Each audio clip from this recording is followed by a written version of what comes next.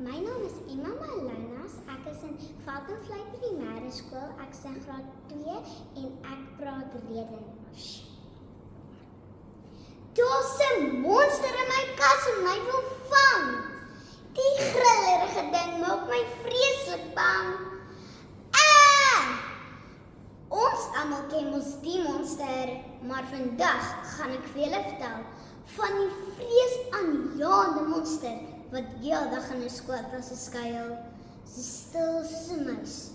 Maar kom jy by die huis en wil gaan speel, kabooms, spring hy uit en grom. Nuwe huiswerk en vreet sommer al jou speeltyd op. Natuurlik praat ek van die huiswerkmonster. Voorsitter, dis nou net hier waar ek en my klein stemmetjie dik maak. Die huiswerkmonster moet mak gemaak word. Eerstens moet daar 'n balans wees.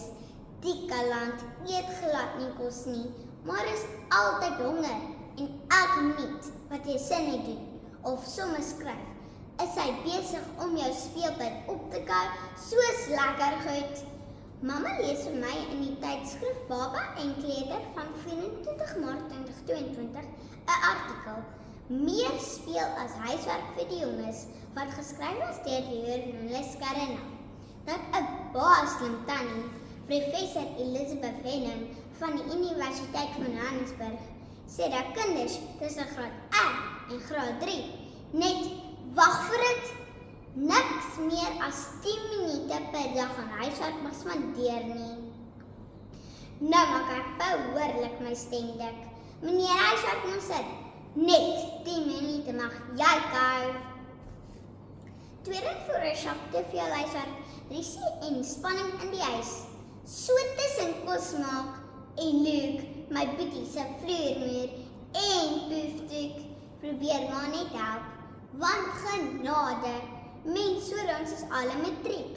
Dis so baie en moeilik huiswerk alles. Nie lank nie en ek en mamma skree alweer vir mekaar. Verlede week het ek en mamma by 'n baaslief tannie Elmarie Richards, 'n opvoedkundige sielkundige in ons dorp Richardsburg, gaan aanklop om ons te help met die huiswerkmonster. Haar raad, stop die huiswerkmonster. Doen net 10 minute en speel die res van die middag. Sien alweer net 10 minute se huiswerk per dag. Jammer meneer huiswerkmonster, 'n dieet is beslis jou voorland. Derde veroorsaak die huiswerkmonster minder vermoeidheid.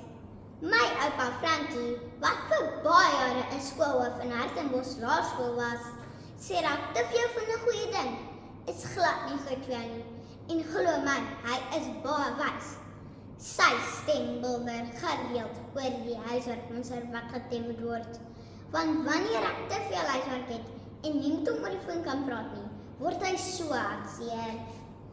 Voorsitter, as ouers, kinders en onderwysers almal hulle stemme dik maak, kan ons die huiswerkmonster tek. Dan kan daar 'n beter balans wees. Stres aan sy sak. Stres kan sy tasse pak en ons almal kan lekker familietyd hê. Asseblief meneer huiswerkmonster, gee ons net 'n kans om 'n kind te wees.